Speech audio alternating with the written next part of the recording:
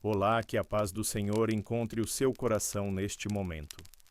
Seja muito bem-vindo, muito bem-vinda a mais um encontro aqui no Noites Bíblicas, o seu refúgio de serenidade e fé. Espero que você já esteja encontrando aquele cantinho especial, aconchegante, talvez com uma manta quente, uma xícara de chá morno. Eu também já estou buscando o meu lugar de tranquilidade para esta nossa jornada. Se esta é a sua primeira vez conosco, sinta-se verdadeiramente em casa. Aqui buscamos juntos um oásis de calma no meio da agitação do mundo, um tempo para respirar fundo e conectar a alma com as histórias que moldaram a nossa fé. Se esta busca por paz e reflexão ressoar em você, considere com carinho inscrever-se no nosso canal e deixar o seu gostei. É um gesto simples, mas que nos ajuda a levar esta mensagem de serenidade a mais corações que precisam de um momento assim. Hoje, enquanto as luzes do mundo se apagam lá fora e o silêncio da noite começa a nos envolver, eu convido você a fazer o mesmo aí dentro. Respire fundo, sinta o ar preenchendo seus pulmões e, ao soltar, deixe ir as tensões do dia, as preocupações que pesam nos ombros, as listas de tarefas que ainda ecoam na mente. Permita que sua alma viaje conosco, não para um lugar distante no mapa, mas para um tempo distante na história. Uma noite específica, carregada de emoções contraditórias, em Jerusalém. Vamos caminhar juntos pelas sombras e pela luz bruxuleante daquela que foi, talvez, a noite mais longa na vida de um dos discípulos mais próximos de Jesus. Uma noite que começou com promessas fervorosas de lealdade e terminou em lágrimas amargas de negação. Falaremos sobre Simão Pedro, um homem de fé impetuosa, de amor declarado, mas também de medo avassalador.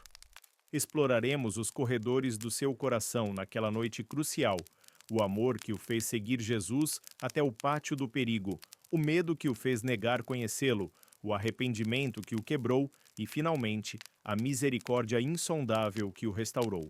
É uma história profundamente humana que espelha as nossas próprias lutas entre a fé e o temor, entre as nossas melhores intenções e as nossas mais dolorosas falhas. Mas é, acima de tudo, uma história sobre a graça divina que nos encontra mesmo quando estamos no nosso ponto mais baixo. Então, ajuste-se confortavelmente. Feche os olhos, se sentir vontade, ou apenas relaxe o olhar. Respire fundo mais uma vez e vamos juntos caminhar pelas sombras daquela noite em Jerusalém, seguindo os passos de Pedro, buscando não julgar, mas compreender e encontrar na sua jornada ecos da nossa própria busca por fé, perdão e redenção. Agora imagine-se transportado para aquele cenáculo, a sala ampla no andar superior de uma casa em Jerusalém. A noite já caiu lá fora, mas aqui dentro a luz é íntima, dourada, vinda das chamas trêmulas de lamparinas a óleo e talvez algumas velas. As sombras dançam suavemente nas paredes de pedra e nos rostos reunidos ao redor da mesa baixa. Você está ali, observando discretamente de um canto, sentindo o calor que emana não apenas das lamparinas, mas da própria presença daqueles homens reunidos. O ar está carregado, não apenas com o cheiro rústico do pão ázimo recém-partido e o aroma adocicado e terroso do vinho servido em cálice simples de barro, mas com uma eletricidade quase palpável. Há amor ali, uma camaradagem forjada em 3 anos de caminhada conjunta, milagres testemunhados, ensinamentos absorvidos. Mas há também algo mais, uma tensão subjacente, uma melancolia nos olhos do mestre, um pressentimento que paira como a poeira fina levantada pelos passos na rua lá embaixo, cujos sons chegam abafados até aqui. Jesus está no centro, seu semblante sereno, mas com uma gravidade que silencia até os mais falantes. Ele toma o pão, abençoa-o, parte-o e o distribui. Você ouve suas palavras ecoando na quietude da sala. Tomai, comei, isto é o meu corpo. A simplicidade do gesto contrasta com a profundidade do significado. Depois, o cálice de vinho. Bebei dele todos, porque isto é o meu sangue, o sangue da nova aliança, que é derramado por muitos para a remissão dos pecados. Os discípulos comem e bebem, alguns em silêncio contemplativo, outros talvez trocando olhares confusos, tentando decifrar o peso daquelas palavras. A atmosfera se adensa ainda mais quando Jesus fala sobre sua partida iminente, sobre a traição que virá de um deles ali presente. Imagine a inquietação que percorre o grupo, os sussurros, os olhares desconfiados. Serei eu, Senhor? E é nesse turbilhão de emoções, nessa mistura de amor, confusão e pressentimento, que Pedro se destaca. Simão Pedro, sempre o mais impulsivo, o mais rápido em falar, o mais veemente em suas declarações. Talvez ele não suporte a ideia da partida do Mestre. Talvez a menção da traição o fira profundamente. Ou talvez seja a sua natureza apaixonada que o impulsiona a falar. Você o vê inclinar-se para frente, os olhos fixos em Jesus, o rosto tomado por uma sinceridade quase dolorosa. E então as palavras jorram, altas e claras na sala, sobrepondo-se aos murmúrios. Ainda que todos se escandalizem em ti, eu nunca me escandalizarei. Ele parece tão seguro, tão convicto. Ele realmente acredita na força do seu amor, na solidez da sua lealdade. Ele não consegue conceber um cenário onde abandonaria aquele a quem dedicou sua vida. E ele não para por aí. Diante da resposta calma de Jesus, que já antevê a fragilidade humana, Pedro insiste, eleva a voz, talvez batendo a mão no peito. Ainda que me seja necessário morrer contigo, de modo nenhum te negarei. E não apenas ele, mas outros discípulos, contagiados por sua fervorosa declaração, ecoam sentimentos semelhantes. Feche os olhos por um instante e sinta a força daquela promessa, a sinceridade que a impulsiona. Quantas vezes, em nossos próprios momentos de fervor espiritual, fizemos promessas semelhantes a Deus? Senhor, eu nunca te deixarei. Eu farei qualquer coisa por ti. Minha fé é inabalável. E naquele momento nossa intenção é pura, nosso coração é sincero, assim como o de Pedro. Acreditamos na nossa força, na nossa capacidade de resistir, na nossa lealdade. Pedro não estava mentindo. Naquele instante, sob a luz das velas, ele estava pronto para morrer por Jesus. Ele sentia isso em cada fibra do seu ser. Era a sua verdade naquele momento. Mas as palavras de Jesus, as previsões sombrias sobre abandono e negação, pairavam no ar como uma névoa fria, uma sombra silenciosa que começava a se estender sobre a promessa ardente de Pedro. A sinceridade humana, por mais profunda que seja, estava prestes a colidir com a realidade da fraqueza e com a presciência divina. A noite estava apenas começando, e a jornada de Pedro pelo vale do medo e da falha estava prestes a se desenrolar. A conversa no cenáculo continua, ou talvez eles já tenham se levantado, preparando-se para sair em direção ao Monte das Oliveiras, ao jardim do Getsêmani. A promessa fervorosa de Pedro ainda ecoa no ar, carregada de sinceridade e paixão. Ele realmente acredita que sua lealdade é uma rocha inabalável. Mas Jesus, que conhece as profundezas do coração humano e o desenrolar dos fios do destino, dirige-se a ele novamente, não com repreensão, mas com uma clareza que é ao mesmo tempo amorosa e terrivelmente precisa. Imagine a cena. Jesus olha para Pedro, talvez com uma mistura de compaixão e tristeza nos olhos. Ele o chama pelo seu nome original, Simão, como que para lembrá-lo de sua natureza humana antes da rocha que ele se tornaria. Simão, Simão, ele começa, e o tom já indica que algo importante será dito. Eis que Satanás vos pediu para vos cirandar como trigo. Pense nessa imagem poderosa. O trigo sendo sacudido violentamente na peneira para separar o grão da palha. Uma provação intensa, um teste severo à fé de todos eles. Mas então vem a parte que é um bálsamo e um mistério. Mas eu roguei por ti, para que a tua fé não desfaleça, e tu, quando te converteres, confirma teus irmãos. Jesus já antecipa a queda, mas também a restauração. Ele não ora para que Pedro não caia, mas para que sua fé, mesmo abalada, não se apague completamente. E ele já lhe dá uma missão futura para quando ele se levantar novamente: fortalecer os outros. Há uma confiança implícita na recuperação de Pedro, mesmo antes da falha acontecer. Mas Pedro, ainda tomado pela sua autoconfiança, talvez não capte toda a profundidade do aviso e da promessa. Ele reafirma sua posição, talvez com ainda mais veemência: Senhor, estou pronto a ir contigo tanto para a prisão como para a morte. Ele não consegue aceitar a ideia de fraquejar. Sua visão está focada na sua própria determinação. E então vem a previsão direta, inabalável, como uma flecha certeira que atravessa a armadura da autoconfiança de Pedro.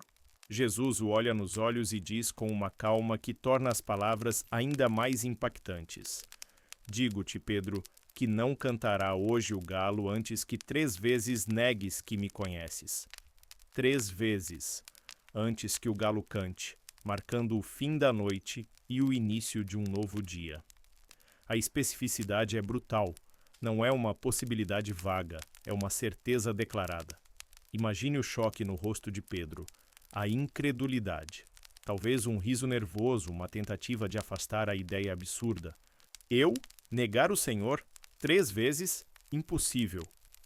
Ele pode ter pensado, ou até mesmo dito: como poderia ele, que acabara de prometer morrer ao lado de Jesus, sequer pensar em negá-lo? A previsão parece tão contrária a tudo o que ele sente, a tudo o que ele acredita ser. É um confronto direto entre a sua percepção de si mesmo e a visão penetrante de Jesus. Reflita por um momento sobre isso. A presciência divina versus a autoconfiança humana. Jesus não está tentando desencorajar Pedro, mas talvez prepará-lo, mostrar-lhe a realidade de sua própria fragilidade para que, quando a queda viesse, ele pudesse se lembrar não apenas da previsão da falha, mas também da promessa de oração e restauração. Quantas vezes nós também confiamos excessivamente em nossa própria força, em nossa própria capacidade de resistir às tentações ou às provações? Fazemos nossos planos, nossas promessas, baseados em nossa vontade e determinação, esquecendo que nossa força verdadeira vem de uma fonte muito mais profunda. A história de Pedro nos lembra que a autoconfiança pode ser uma base frágil quando as tempestades da vida realmente chegam. A noite avançava inexoravelmente, e o peso daquelas palavras proféticas, 3 vezes negarás que me conheces, acompanharia Pedro como uma sombra invisível enquanto seus pés o levavam junto com os outros para a quietude escura do jardim do Getsêmani, onde a agonia do mestre e a fragilidade dos discípulos logo seriam postas à prova. Deixe sua mente seguir os passos deles agora, saindo da cidade, atravessando o Vale do Cédron sob o manto escuro da noite. Eles sobem a encosta suave do Monte das Oliveiras em direção a um lugar familiar, um jardim chamado Getsêmani. O nome significa prensa de azeite, um lugar onde as azeitonas eram esmagadas para liberar seu óleo precioso. Que ironia poética, pois naquela noite seria a alma do próprio Filho de Deus a ser esmagada sob o peso da angústia. Imagine-se entrando nesse jardim. As oliveiras antigas, com seus troncos retorcidos e folhas prateadas, parecem guardiãs silenciosas na penumbra. A lua, talvez uma lasca pálida no céu, lança sombras longas e trêmulas no chão. O ar está frio, com aquele frio úmido que penetra nos ossos, típico das noites de Jerusalém na primavera.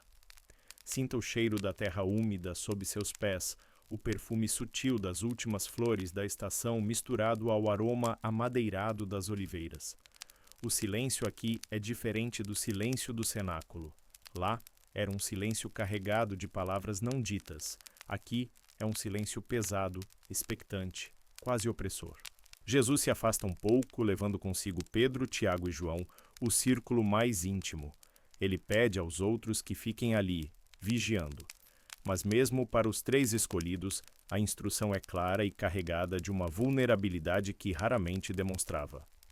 A minha alma está profundamente triste até a morte. Ficai aqui e vigiai comigo. Sinta o peso dessas palavras. O Criador do Universo expressando uma tristeza tão profunda que roça a morte. Ele não esconde sua humanidade, sua angústia diante do cálice que se aproxima. Ele se afasta um pouco mais, talvez à distância de um arremesso de pedra, e ali ele cai com o rosto em terra. Você não consegue ouvir todas as palavras, mas capta fragmentos da sua oração intensa, fervorosa dirigida ao Pai.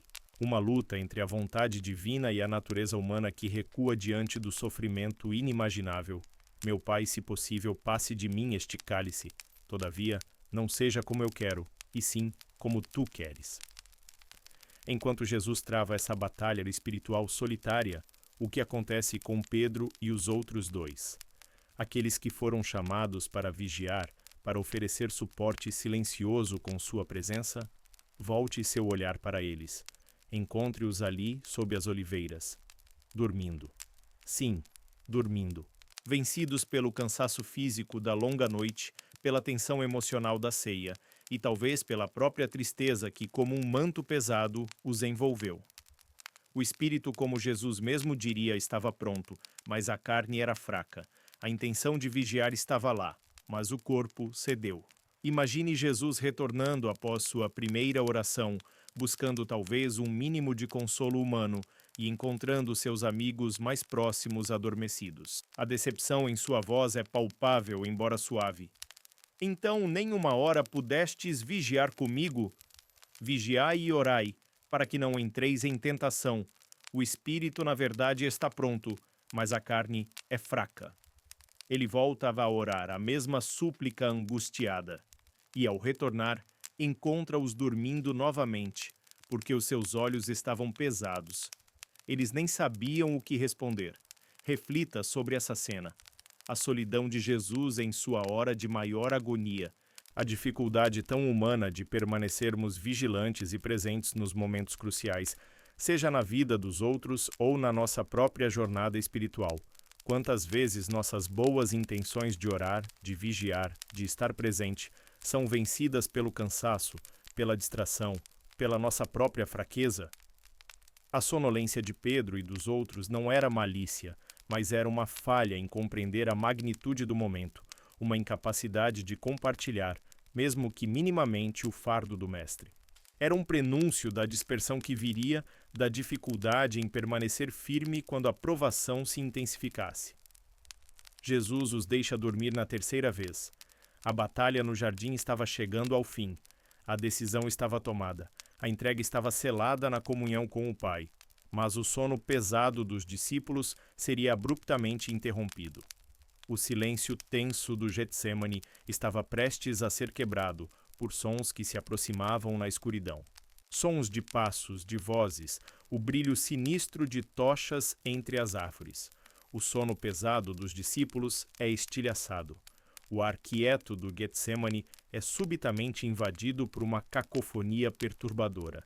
Imagine o despertar abrupto, o coração aos pulos, os olhos lutando para focar na escuridão, agora pontuada por dezenas de luzes dançantes que se aproximam por entre as oliveiras. São tochas, archotes empunhados por uma multidão que avança decidida, guardas do templo com suas armaduras reluzindo à luz do fogo, servos dos principais sacerdotes, alguns talvez armados com porretes e espadas improvisadas.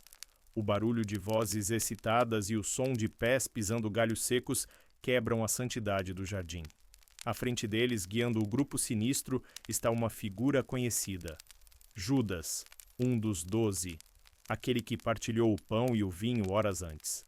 Ele se aproxima de Jesus e, no meio da tensão palpável, um gesto que deveria ser de afeto se torna o sinal da traição. "Salve, mestre!" E ele o beija. Jesus, com uma tristeza infinita, mas sem perder a compostura, responde: "Amigo, a que vieste?"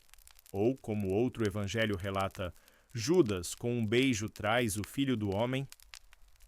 Nesse instante de confronto silencioso e traição explícita, a adrenalina toma conta de Pedro. Aquele mesmo Pedro que dormira minutos antes, agora está totalmente desperto, impulsionado por uma mistura de medo, lealdade confusa e indignação. Ele vê seu mestre sendo abordado, ameaçado. A promessa feita na ceia, morrer contigo, talvez ressoe em seus ouvidos. Mas sua compreensão da situação é terrena, sua reação é carnal. Num movimento rápido, impulsivo, ele faz o que um pescador robusto faria para defender alguém. ele saca a espada que trazia escondida sob o manto. Não uma espada de soldado treinado, talvez uma adaga ou uma espada curta, e ele ataca. Não visa Judas, o traidor, mas um dos que avançavam sobre Jesus, Malco, servo do sumo sacerdote. O golpe é desferido na confusão, na penumbra, e atinge a orelha direita do servo, cortando-a. Imagine a cena: o grito de dor de Malco, o sangue escorrendo, a confusão aumentando. Por um momento, a violência parece que vai escalar. Mas então, a voz de Jesus corta a tensão, firme, cheia de autoridade, mas sem raiva. Ele se dirige a Pedro: embainha a tua espada, porque todos os que lançarem mão da espada, a espada morrerão. Ou pensas tu que eu não poderia rogar a meu Pai, e ele me daria neste momento mais de 12 legiões de anjos? Como, pois, se cumpririam as Escrituras, que dizem que assim convém que aconteça? E então, no meio daquele caos, daquela agressão, Jesus realiza um último ato de cura antes de sua prisão. Ele toca a orelha de Malco, e ela é restaurada. Um gesto de misericórdia e poder que contrasta brutalmente com a violência impulsiva de Pedro e a hostilidade da multidão. Reflita sobre esse momento. Pedro, em sua tentativa de defender Jesus, estava na verdade agindo contra o propósito divino.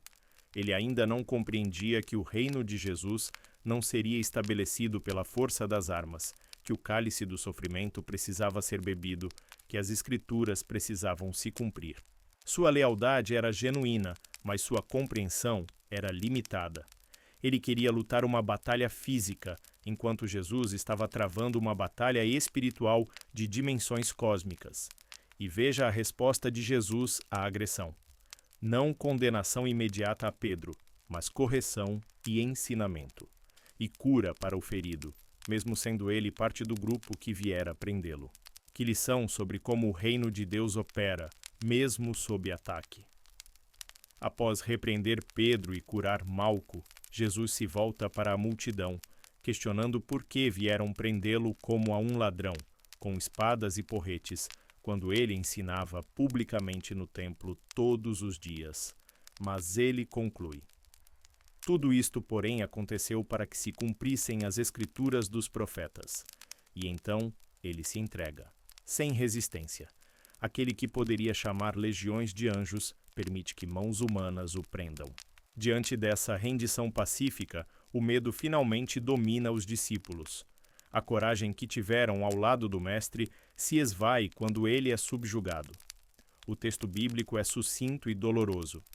Então todos os discípulos, deixando-o, fugiram. Todos, inclusive Pedro, inicialmente. O ímpeto da espada deu lugar ao pânico da fuga, mas algo o detém. Algo o faz parar, olhar para trás, ver seu senhor sendo levado pela multidão hostil. O amor, a lealdade, talvez a culpa pela fuga inicial, o impulsionam a fazer algo diferente dos outros.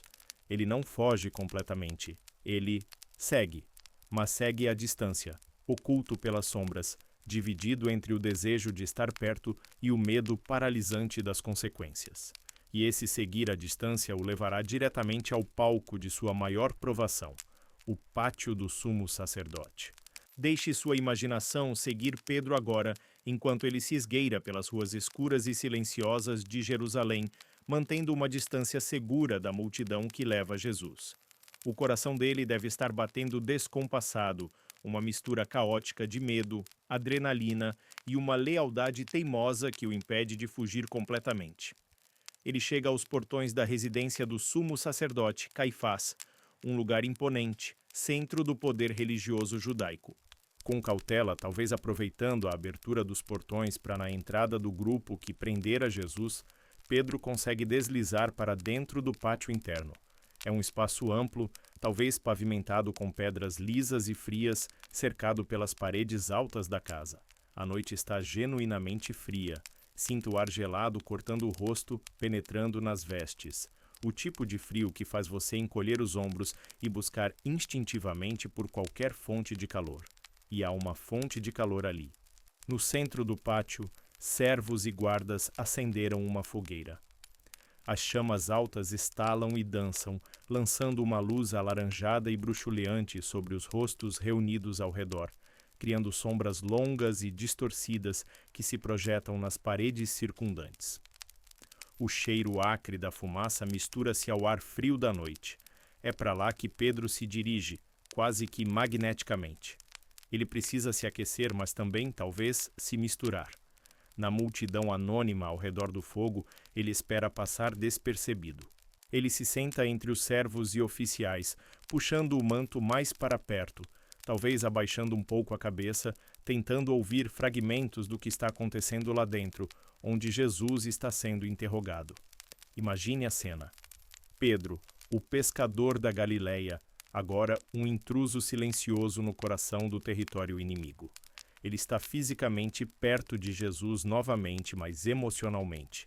Um abismo de medo começa a se abrir. Ele observa os rostos ao redor da fogueira. Alguns indiferentes, outros curiosos, alguns hostis. Ouve as conversas em voz baixa, talvez comentários sobre a prisão, sobre o Nazareno que causava tanto alvoroço. Cada sombra que se move, cada voz que se eleva um pouco mais, deve provocar um sobressalto em seu peito. Ele está tentando ser invisível, mas a própria tentativa o torna tenso, alerta a cada detalhe. O calor da fogueira aquece seu corpo entorpecido pelo frio, mas não consegue alcançar o gelo que começa a se formar em sua alma. O medo. O medo de ser reconhecido, de ser associado a Jesus, de enfrentar as mesmas consequências que seu mestre certamente enfrentará. Lembre-se da sua promessa fervorosa horas antes. Estou pronto a ir contigo tanto para a prisão como para a da morte. Onde está aquela coragem agora? Dissolveu-se no frio da noite, na proximidade do perigo real. A lealdade que o fez seguir até ali agora luta uma batalha desesperada contra o instinto de autopreservação. Ele está no limiar. O limiar entre a fidelidade e o medo, entre a confissão e a negação. Ele queria estar perto, queria saber o que aconteceria, mas não calculou o preço da proximidade. Estar ali no pátio significava expor-se. Reflita sobre esses momentos de espera tensa. Pedro está aquecendo as mãos no fogo, mas seu interior está gelado de apreensão. Ele é um feixe de nervos, tentando parecer casual, mas cada fibra do seu ser está em alerta máximo. Ele olha para as chamas, mas seus ouvidos estão atentos aos sons que vêm de dentro da casa. Ele está presente fisicamente, mas sua mente deve estar um turbilhão. O calor da fogueira aquecia o corpo, mas não a alma temerosa de Pedro. Ele tentava se esconder na multidão, nas sombras projetadas pelo fogo, mas naquela noite os olhos estavam atentos. E então, no meio dos murmúrios e do crepitar das chamas, um olhar o encontra. Um olhar que o tira do anonimato e o coloca diretamente sob a luz perigosa do reconhecimento. Ali está Pedro sentado entre os servos e guardas, tentando se fundir com o ambiente, buscando o anonimato no calor compartilhado da fogueira. O frio da noite morde, mas o frio do medo é ainda mais penetrante. Ele observa as chamas, talvez perdido em pensamentos ansiosos, repassando os eventos caóticos das últimas horas. A ceia, a promessa, o jardim, a espada, a fuga e agora esta espera tensa no território inimigo. Mas o anonimato é uma ilusão frágil naquela noite carregada. Uma das criadas do sumo sacerdote, talvez encarregada de manter o fogo aceso ou simplesmente passando pelo pátio, aproxima-se do grupo. Seus olhos varrem os rostos iluminados intermitentemente pelas chamas. E então eles param em Pedro. Ela o observa por um momento, talvez reconhecendo um rosto que não pertencia ao pessoal da casa, um sotaque diferente nos poucos murmúrios trocados, ou talvez ela o tivesse visto antes, na companhia de Jesus, durante suas visitas a Jerusalém. Ela se aproxima um pouco mais e a voz dela corta o murmúrio ambiente dirigida diretamente a ele. Imagine o sobressalto de Pedro, o coração disparando no peito ao ser subitamente o centro das atenções. A criada diz com uma certeza casual que torna a acusação ainda mais perigosa. Tu também estavas com Jesus, o Galileu. Não é uma pergunta hesitante, é uma afirmação. Naquele instante, todo o medo latente de Pedro explode em pânico. O perigo deixou de ser uma sombra e se materializou numa acusação direta, diante de testemunhas potencialmente hostis. A promessa de lealdade até a morte, feita com tanta convicção horas antes, evapora-se como névoa sob o sol escaldante do medo. Sua reação é imediata, quase instintiva. Não há tempo para ponderar, para pesar a lealdade contra o risco. O instinto de autopreservação assume o controle total. Ele nega, e nega publicamente diante de todos que estavam ali. As palavras saem rápidas, talvez um pouco altas demais, defensivas. Mulher, não o conheço. Ou, como outro evangelho registra, não sei o que dizes. Uma evasiva, uma negação direta. Ele corta o laço, rejeita a associação perigosa. Naquele momento, para Pedro, Jesus se torna esse homem, um estranho. Sinta a tensão no ar após a negação. O crepitar da fogueira parece subitamente mais alto no silêncio que se segue. Os olhares curiosos que antes talvez estivessem dispersos, agora se voltam para Pedro. A criada talvez o encare por mais um instante, surpresa ou desconfiada, com a veemência da negação. Os outros ao redor observam. Ele sente o peso desses olhares. A primeira porta se fechou. A primeira linha foi cruzada. A promessa foi quebrada pela primeira vez. O alívio momentâneo de ter desviado o perigo imediato talvez seja rapidamente substituído por uma onda de vergonha e autoaversão. Mas o medo ainda é mais forte. Pedro tenta se recompor. Talvez ele se levante abruptamente, afastando-se um pouco da luz mais intensa da fogueira, buscando as sombras na periferia do pátio. Ele precisa de espaço. Precisa se distanciar daquele foco indesejado. Ele tenta controlar a respiração, acalmar o coração que ainda martela contra as costelas. Mas a semente da dúvida foi plantada nos observadores, e o próprio Pedro agora carrega o peso da primeira mentira, da primeira negação. Reflita sobre a rapidez com que o medo pode nos levar a agir contra nossos valores mais profundos. Pedro amava Jesus. Ele não queria negá-lo. Mas o medo súbito, o pânico de ser descoberto e associado a um prisioneiro acusado de blasfêmia e sedição, foi mais forte que sua resolução. A primeira negação foi quase um reflexo, uma tentativa desesperada de apagar o alvo que a criada havia colocado sobre ele. Mas seria apenas o começo. A noite ainda era longa e a espiral da negação estava apenas começando a girar. Pedro se afastou da luz principal da fogueira, buscando refúgio nas sombras mais densas do pátio. Talvez ele tenha se encostado a uma coluna fria de pedra ou se movido em direção ao pórtico de entrada, como se considerasse a fuga. Mas ele não foge. Algo ainda o prende ali. A preocupação pelo mestre, a necessidade de saber o que está acontecendo. Talvez uma centelha de esperança ou uma incapacidade de abandonar completamente a cena. Mas o alívio de ter escapado da primeira acusação é fugaz. A atmosfera no pátio mudou para ele. Ele não é mais apenas um observador anônimo aquecendo-se no fogo. Ele foi notado, questionado, e sua negação veemente pode ter despertado mais suspeitas do que as dissipado. Ele sente os olhares sobre si, não constantes talvez, mas intermitentes. Um guarda que passa, um servo que o encara por um momento a mais. Cada olhar é como uma pequena agulha perfurando sua já frágil compostura. Imagine a tortura interna que ele está vivenciando. O conflito agudo entre o amor profundo por Jesus e o medo crescente por sua própria segurança. A memória da promessa feita com tanta paixão na ceia deve assombrá-lo. Nunca me escandalizarei. Morrerei contigo. Como aquelas palavras soam vazias agora diante da realidade crua do perigo. A vergonha da primeira negação queima por dentro, misturada ao pânico de ser descoberto novamente. Ele tenta ouvir o que se passa lá dentro. Ouve vozes alteradas, gritos, silêncios longos e tensos. O julgamento informal de Jesus está em andamento, um processo ilegal sob a cobertura da noite. Cada som abafado que escapa da casa do sumo sacerdote deve aumentar sua ansiedade. O que estão fazendo com ele? Estarão o torturando? Condenando-o? Estar ali, tão perto e ao mesmo tempo tão impotente, É uma forma de agonia. Ele não pode intervir, não pode defender seu mestre como tentou fazer com a espada no jardim. Agora sua única preocupação parece ser salvar a própria pele. O medo é um veneno que se espalha lentamente, distorcendo a percepção, paralisando a vontade, corroendo a lealdade. Reflita sobre como o medo opera. Ele nos isola. Pedro está cercado de pessoas, mas está terrivelmente só em sua angústia. O medo foca nossa atenção em nós mesmos, em nossa sobrevivência, em evitar a dor.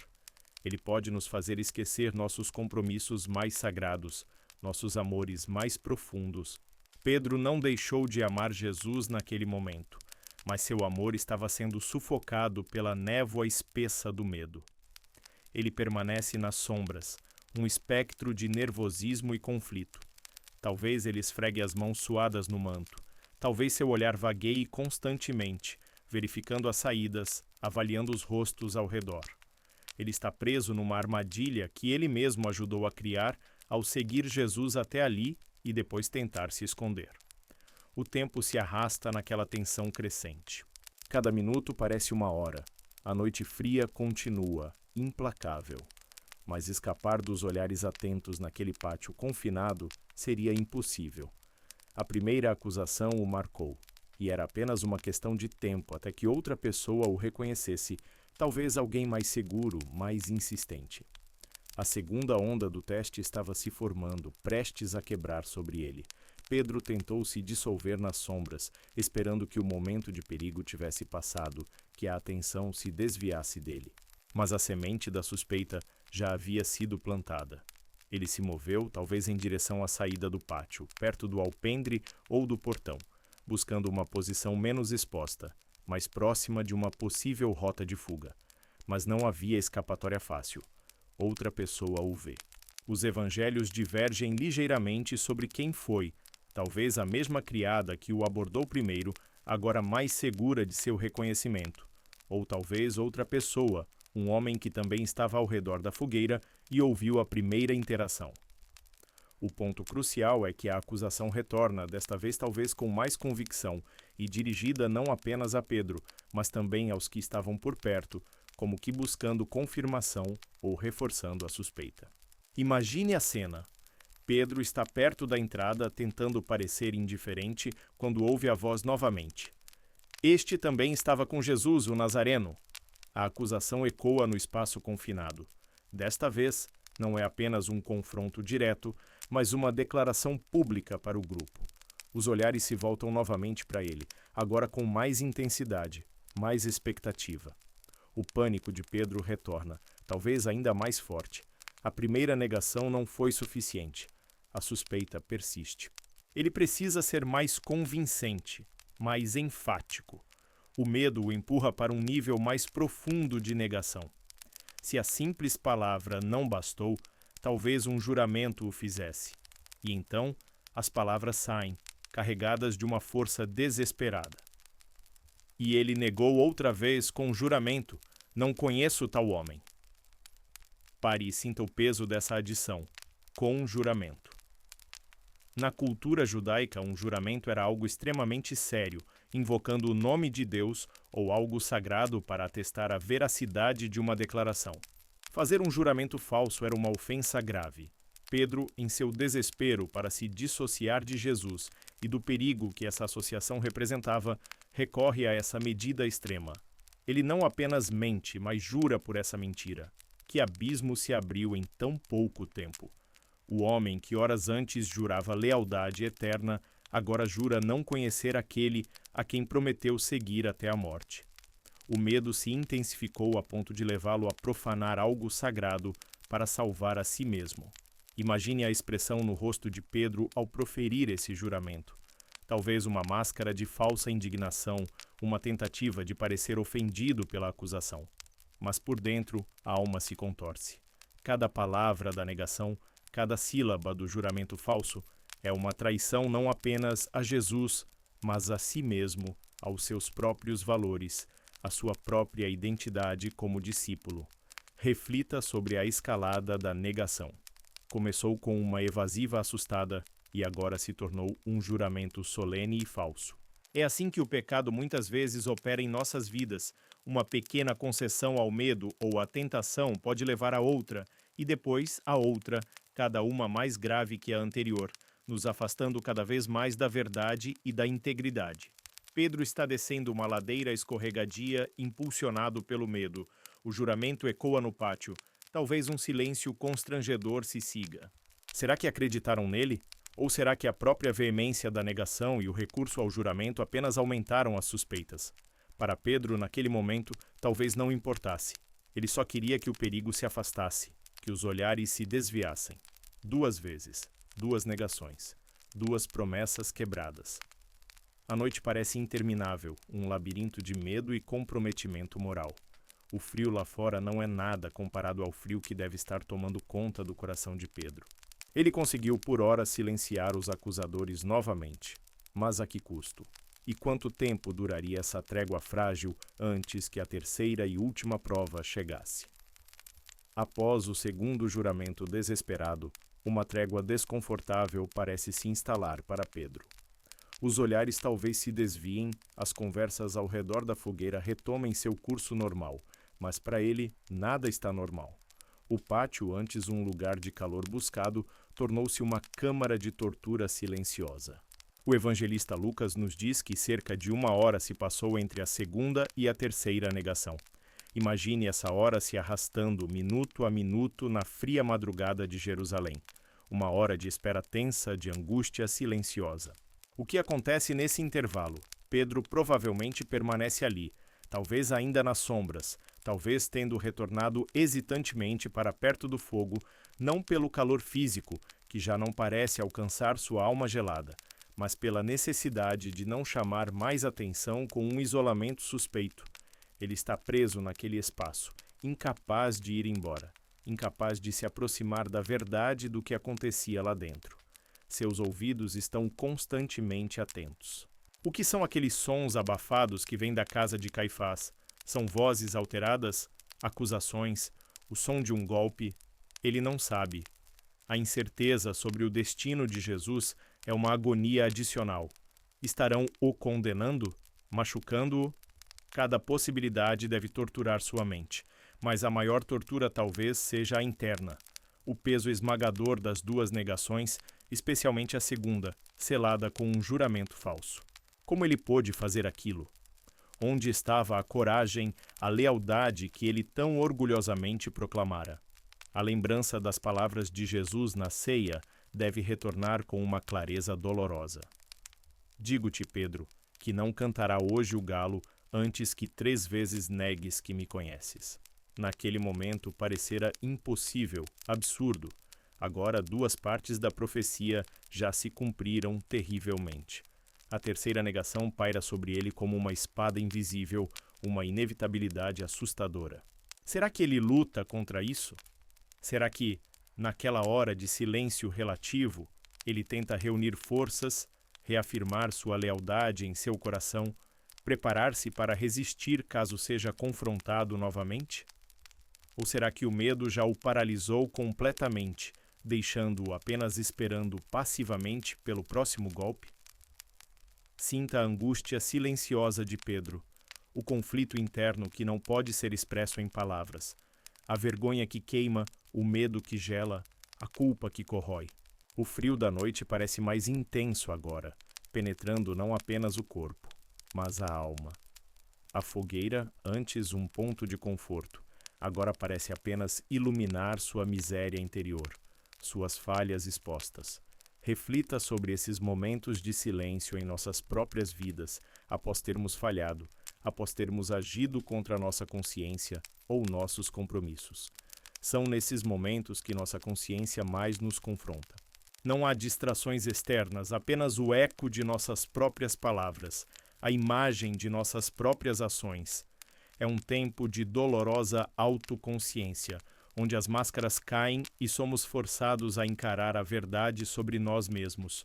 Pedro está nesse lugar agora, um lugar de isolamento interior mesmo estando rodeado de pessoas, um lugar onde a lembrança do amor do Mestre se choca violentamente com a realidade de sua própria traição covarde. Ele está sendo peneirado, como Jesus havia previsto. A palha da autoconfiança está sendo separada do grão de sua fé, que, embora abalada, ainda existe em algum lugar lá no fundo, sustentada pela oração daquele que ele negou. O tempo se arrasta naquela vigília angustiante. Os minutos parecem horas. A noite parece eterna. Mas o confronto final com a verdade, o cumprimento final da profecia dolorosa, era inevitável. A terceira e última prova estava se aproximando, trazida pelas circunstâncias e pela sua própria identidade, que ele tentava em vão esconder. A longa e angustiante hora de espera chega ao fim. A relativa calma que se seguiu à segunda negação é quebrada. Desta vez não é apenas uma pessoa, mas um grupo dos que estavam ali no pátio se aproxima de Pedro. Talvez a conversa tenha se voltado novamente para ele. Talvez o tempo tenha permitido que as suspeitas se consolidassem. Ou talvez alguém tenha feito uma conexão crucial. Eles o cercam, não necessariamente de forma agressiva, mas com uma certeza crescente. A acusação agora é coletiva, mais difícil de desviar. Verdadeiramente, tu também és um deles, eles afirmam. E apresentam a prova, algo que Pedro não podia esconder, algo intrínseco a ele. Pois és galileu, e o teu modo de falar, o teu sotaque te denuncia. Ah, o sotaque, aquela marca de origem que carregamos na voz. Os galileus tinham uma pronúncia distinta, talvez considerada mais rude ou menos refinada pelos habitantes de Jerusalém. Pedro, em sua atenção, talvez tenha falado mais do que pretendia, ou talvez suas poucas palavras anteriores já tivessem sido suficientes para atrair sua origem. Era uma prova circunstancial, mas forte o suficiente para eles. Para tornar a situação ainda mais insustentável, um dos presentes era parente de Malco, o servo cuja orelha Pedro havia cortado no jardim. Esse homem talvez o tenha reconhecido do confronto anterior e agora adiciona seu testemunho. Não te vi eu no jardim com ele? A armadilha se fecha. A evidência do sotaque, a possível identificação pelo parente de Malco. Pedro está encurralado. Não há mais espaço para evasivas sutis ou negações simples. O que resta? O medo, agora em seu ápice, o leva ao último e mais terrível estágio da negação. Se as palavras e até um juramento não foram suficientes, ele recorrerá a algo ainda mais chocante. Ele precisa criar uma barreira intransponível entre ele e Jesus, mostrar de forma inequívoca que não tem qualquer ligação com aquele homem. E então, ele explode, não apenas em palavras, mas em maldições. Então começou ele a praguejar e a jurar: não conheço esse homem. Pense nisso. Praguejar. Amaldiçoar. Usar linguagem chula ou invocar maldições sobre si mesmo se estivesse mentindo, o que, ironicamente, ele estava fazendo. É o fundo do poço. É a negação mais veemente, mais desesperada, mais chocante. Ele não está apenas negando Jesus, está agindo de uma forma completamente contrária aos ensinamentos e ao espírito do Mestre, usando a própria linguagem para se distanciar dele da forma mais agressiva possível. Imagine a cena. O rosto de Pedro contorcido pela emoção. Medo, pânico, talvez uma raiva nascida do desespero. Sua voz, antes talvez controlada, agora está alterada, carregada de pragas e juramentos. Ele está tentando vender uma imagem de total estranhamento, de repulsa talvez, em relação a Jesus. É o colapso total da sua identidade como discípulo naquele momento. O homem que andou sobre as águas, que confessou Jesus como o Cristo, o Filho do Deus vivo, agora pragueja e jura que não o conhece. Que queda vertiginosa! Reflita sobre a profundidade a que o medo pode nos levar. Ele não apenas nos faz mentir ou fugir, mas pode nos levar a violar nossos princípios mais fundamentais, a agir de maneiras que nos envergonhariam profundamente em momentos de calma e clareza. Pedro, naquele instante, não é reconhecível como o discípulo fervoroso que conhecemos. Ele conseguiu o que queria? Talvez. Talvez sua veemência tenha finalmente convencido ou chocado os acusadores a ponto de o deixarem em paz. Mas a vitória externa foi uma derrota interna catastrófica. Ele chegou ao ponto mais baixo de sua jornada espiritual. E no exato momento em que essas palavras carregadas de negação e maldição ainda pairavam no ar frio da madrugada, no exato instante em que a terceira e mais terrível negação saía de sua boca. Um som familiar, mas agora carregado de um significado profético e devastador, corta a noite. Um som que marcaria para sempre a alma de Pedro. No rescaldo imediato da terceira negação, das pragas e juramentos que ainda pairavam no ar, como fumaça tóxica, o pátio talvez tenha caído num silêncio chocado ou desconfortável. Os acusadores de Pedro recuaram, satisfeitos, confusos, não importa. Porque naquele exato instante, rompendo a tensão, um som atravessa a quietude da madrugada que começa a clarear no horizonte. Coca-doodle-doo, o canto do galo. Um som tão comum nas manhãs rurais e até mesmo nas cidades daquela época. Um som que normalmente sinaliza o fim da noite, o despertar para um novo dia, a rotina da vida continuando. Mas para Pedro, naquela manhã específica, naquele contexto terrível, o canto do galo não foi um som comum. Foi o som da verdade. Foi o eco da profecia de Jesus cumprindo-se de forma devastadora e precisa. Digo-te, Pedro, que não cantará hoje o galo antes que 3 vezes negues que me conheces. As palavras que ele talvez tivesse tentado suprimir em sua mente durante aquela hora de angústia, agora retornam com a força de um trovão. O canto do galo foi o gatilho, a confirmação irrefutável de sua própria falha, de sua própria traição. Imagine o impacto daquele som no coração de Pedro, como se o próprio tempo parasse. O frio, o medo, os rostos ao redor, tudo desaparece por um instante, e só existe aquele som penetrante e a lembrança esmagadora das palavras de Jesus. Não era apenas um aviso, era uma previsão exata, e ele, Pedro, tinha acabado de cumprir cada detalhe terrível dela. 3 vezes. Ele negara o mestre 3 vezes, com evasivas, com juramentos, com pragas. A totalidade de sua queda é exposta pela simples canção de uma ave anunciando o dia. O que acontece dentro dele naquele momento? O choque do reconhecimento. A vergonha que o inunda como uma maré escura.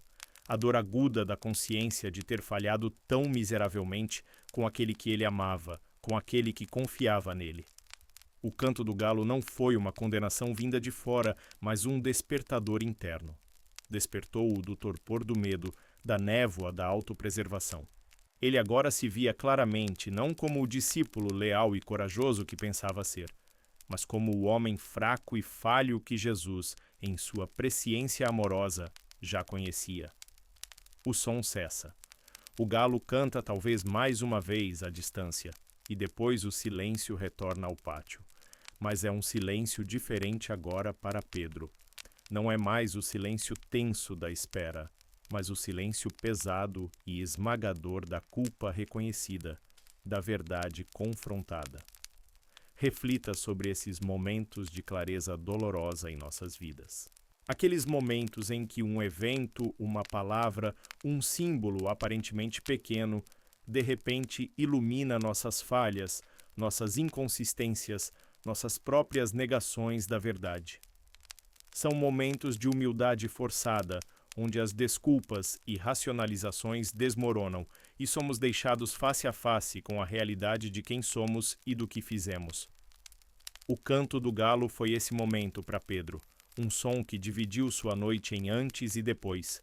Antes, a luta desesperada para se esconder na negação. Depois, a impossibilidade de fugir da verdade exposta. Foi o prelúdio do momento mais doloroso, mas talvez também o mais transformador daquela noite para Pedro. Porque logo após o som que confirmou sua falha, viria um olhar que ofereceria o caminho para a redenção. O eco do canto do galo ainda reverbera na alma de Pedro, um som que selou a dolorosa verdade de sua tríplice negação. Ele está ali, paralisado pelo choque do reconhecimento, pela vergonha que o consome. O mundo ao redor parece ter desaparecido, restando apenas o peso esmagador de sua falha. E então, acontece. No meio daquele turbilhão silencioso de culpa e arrependimento, algo o faz levantar os olhos. Talvez um movimento na multidão, talvez o som de portas se abrindo, talvez uma intuição divina. Jesus está sendo levado. Após o interrogatório inicial na casa de Caifás, ele está sendo conduzido, talvez através do mesmo pátio onde Pedro se encontra, a caminho de outro local de julgamento ou de volta a uma cela improvisada. E nesse trajeto, nesse breve instante em que os caminhos do mestre e do discípulo que o negara se cruzam fisicamente, algo extraordinário e silencioso ocorre. Lucas, o evangelista médico atento aos detalhes humanos, registra: "E virando-se o Senhor, olhou para Pedro." Lucas 22:61. Imagine esse momento. No meio da escolta dos guardas da humilhação, Jesus se vira. Seu olhar varre o pátio e encontra Pedro. Apenas um olhar. Não sabemos quanto tempo durou. 1 segundo? 2? Mas foi o suficiente. O que havia naquele olhar? Os evangelhos não descrevem, deixando espaço para nossa contemplação reverente. Não era, podemos imaginar, um olhar de raiva ou condenação. Jesus não era um homem de "eu te avisei, mesquinho". Talvez fosse um olhar de profunda tristeza, vendo a dor e a falha de seu amigo. Talvez um olhar de compaixão, compreendendo a fraqueza humana que ele mesmo havia alertado. Talvez um olhar que comunicasse, sem palavras, a lembrança da previsão. Vês? Aconteceu como eu disse. Mas, acima de tudo, talvez fosse um olhar que, mesmo na dor da traição, ainda continha amor. Para Pedro, aquele olhar foi como uma lança atravessando seu coração já partido. Foi o confronto final, não com acusadores humanos, mas com a verdade encarnada no olhar daquele a quem ele havia negado. Naquele olhar, ele viu refletida não apenas a sua própria miséria, mas talvez também a dor que sua negação causara ao Mestre. Naquele instante, todas as lembranças devem ter vindo à tona como uma avalanche. A chamada para ser pescador de homens, os milagres testemunhados, os ensinamentos absorvidos, a confissão em Cesareia de Filipe, a promessa fervorosa na última ceia, a previsão da negação, o canto do galo, tudo culminando naquele olhar silencioso e penetrante. Não houve palavras trocadas, nenhuma acusação verbal, nenhuma repreensão audível, apenas um olhar, mas foi mais poderoso que qualquer discurso. Foi a comunicação direta de alma para alma, um momento de verdade nua e crua que quebrou as últimas defesas de Pedro.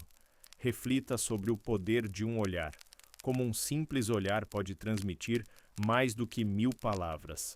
Pode comunicar amor, decepção, perdão, tristeza, compreensão. O olhar de Jesus para Pedro continha talvez tudo isso. Era um espelho que refletia a falha de Pedro, mas talvez também um vislumbre da graça que ainda estava por vir. Pedro não pôde sustentar aquele olhar.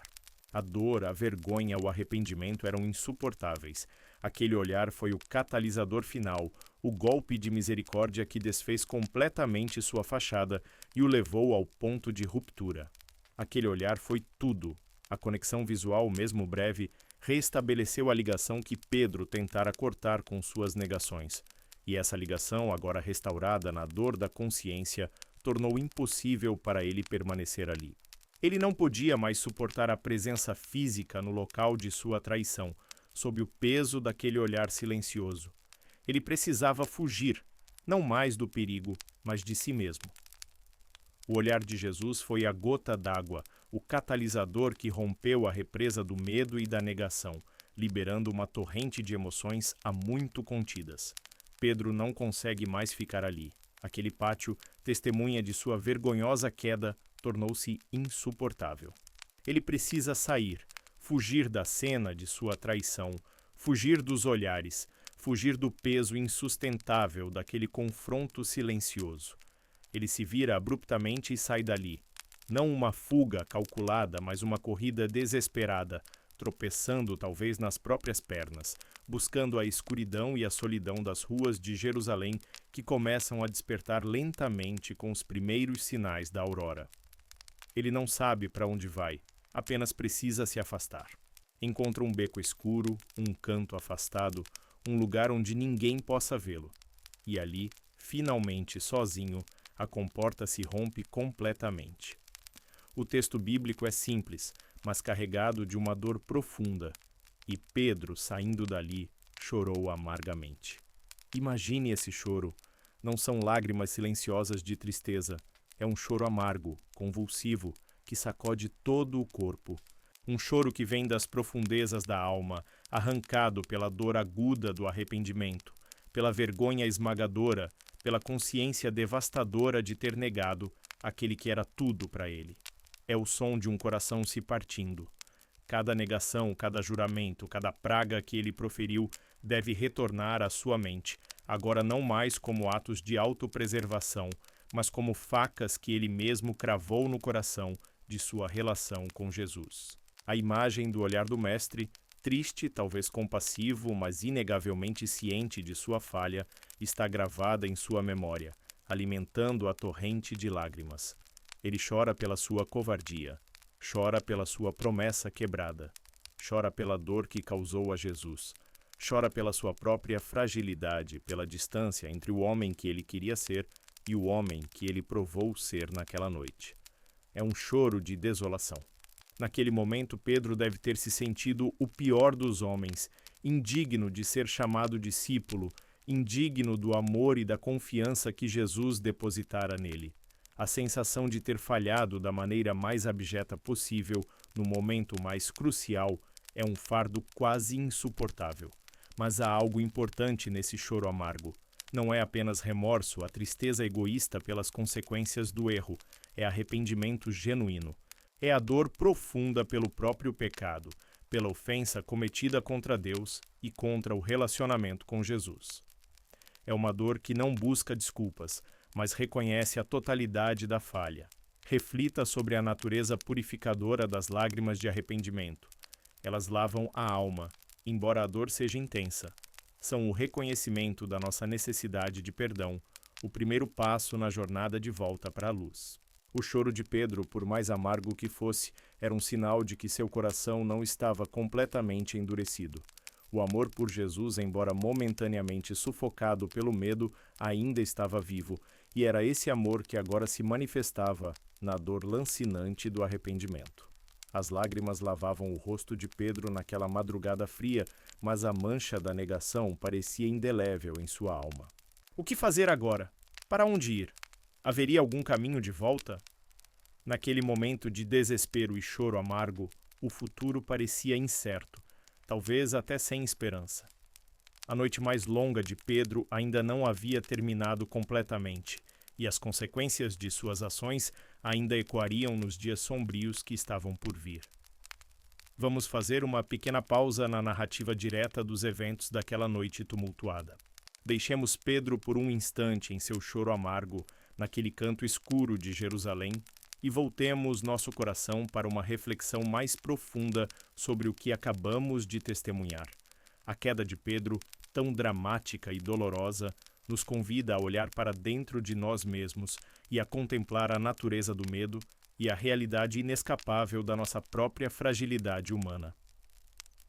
O que foi que realmente dominou Pedro naquela noite? Foi o medo. Mas que tipo de medo? Não era apenas um receio vago. Era um medo concreto, visceral. Medo da dor física, talvez. Medo da humilhação pública. Medo de ser preso junto com Jesus. Medo de enfrentar a hostilidade da multidão e das autoridades. Medo, em última instância, da morte, que ele havia tão bravamente prometido enfrentar, mas que, na hora H, pareceu insuportável. E talvez houvesse outro medo, mais sutil. O medo da associação. O medo de ter sua identidade ligada a alguém que estava sendo rejeitado, condenado, tratado como criminoso. Quantas vezes, talvez, nós também sentimos esse medo? O medo de nos associarmos a causas ou pessoas impopulares, mesmo que acreditemos nelas. O medo do que os outros vão pensar do julgamento social, da perda de status ou aceitação. O medo de Pedro não era irracional. O perigo era real. As consequências de ser identificado como um seguidor próximo de Jesus naquela noite poderiam ser severas. No entanto, o que a história nos mostra é como esse medo, quando permitido crescer sem controle, pode nos paralisar, nos cegar e nos levar a agir de maneiras que traem nossos valores mais profundos e nossos relacionamentos mais importantes. E isso nos leva à questão da fragilidade. Pedro não era um covarde por natureza. Ele era impulsivo, apaixonado, muitas vezes o primeiro a falar e agir. Ele amava Jesus sinceramente. Mas ele também era humano, feito do mesmo barro que nós, sujeito às mesmas fraquezas, às mesmas vulnerabilidades. Sua história é um lembrete poderoso de que mesmo as pessoas com as melhores intenções, com a fé mais fervorosa, podem cair. A autoconfiança, mesmo quando bem intencionada, pode ser uma armadilha.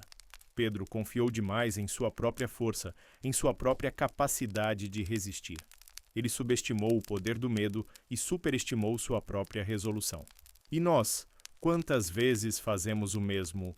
Confiamos em nossa própria inteligência, em nossa força de vontade, em nossa experiência e esquecemos que nossa verdadeira força não vem de nós mesmos.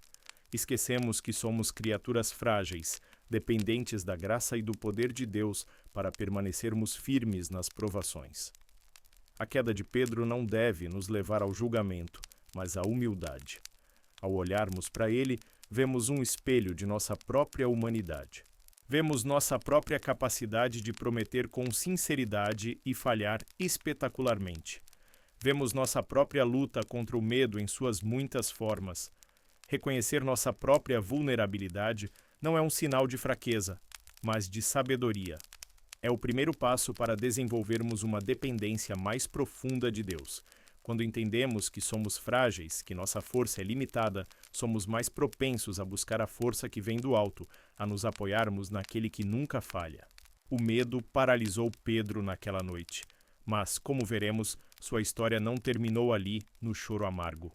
Sua queda, embora dolorosa, tornou-se um degrau para uma humildade mais profunda e uma fé mais autêntica, não mais baseada em sua própria força, mas na graça restauradora de Deus.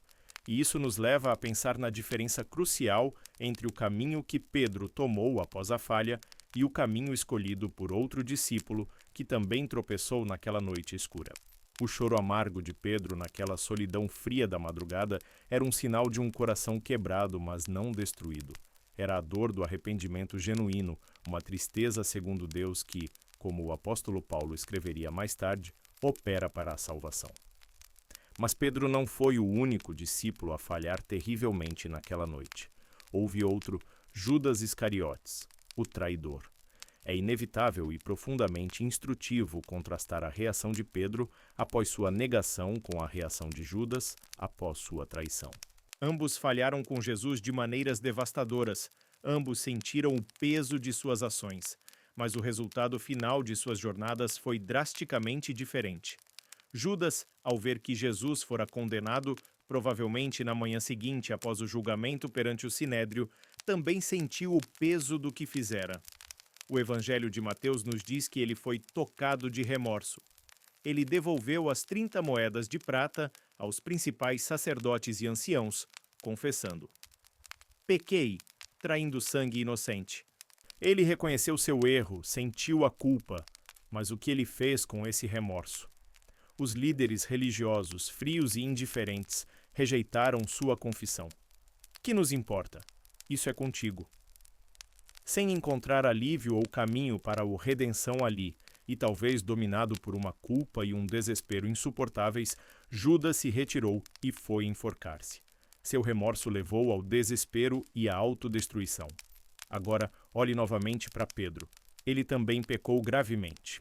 Negou seu Senhor 3 vezes com juramentos e pragas. Sua falha foi pública, vergonhosa, e ele também sentiu uma dor profunda, chorando amargamente.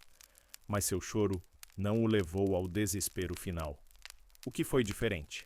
A diferença crucial reside na natureza de sua tristeza. Judas sentiu remorso, uma dor focada talvez nas consequências de seu ato, na perda, no erro em si, uma tristeza que o isolou e o levou a crer que não havia mais esperança ou perdão para ele. Pedro sentiu arrependimento, uma dor que, embora igualmente intensa, estava conectada ao relacionamento que ele havia quebrado. Era uma dor por ter ferido aquele que ele amava. Era uma tristeza que não o isolou completamente, mas o deixou vulnerável e eventualmente aberto à possibilidade de restauração.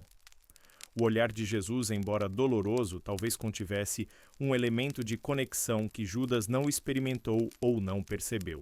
O arrependimento verdadeiro, como vemos em Pedro, não se concentra apenas na falha em si, mas na pessoa contra quem falhamos. Ele reconhece o erro, mas não para no desespero.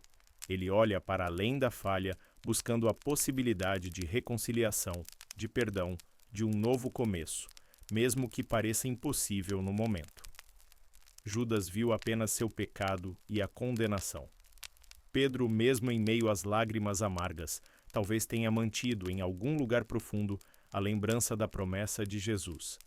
Mas eu roguei por ti, para que a tua fé não desfaleça, e tu, quando te converteres, confirma teus irmãos. Havia uma porta entreaberta para o futuro, mesmo que ele não pudesse vê-la claramente naquele momento de dor. Esta distinção é vital para nossa própria jornada espiritual. Todos nós falhamos, todos nós pecamos, e todos nós experimentamos a dor da culpa. A questão é, essa dor nos levará ao remorso paralisante e ao desespero, como Judas, ou nos levará ao arrependimento que chora, que se humilha, mas que secretamente anseia e espera pela misericórdia e pela restauração, como Pedro. O caminho de Judas terminou em tragédia. O caminho de Pedro, embora marcado pela dor da queda, estava apenas começando sua fase mais transformadora.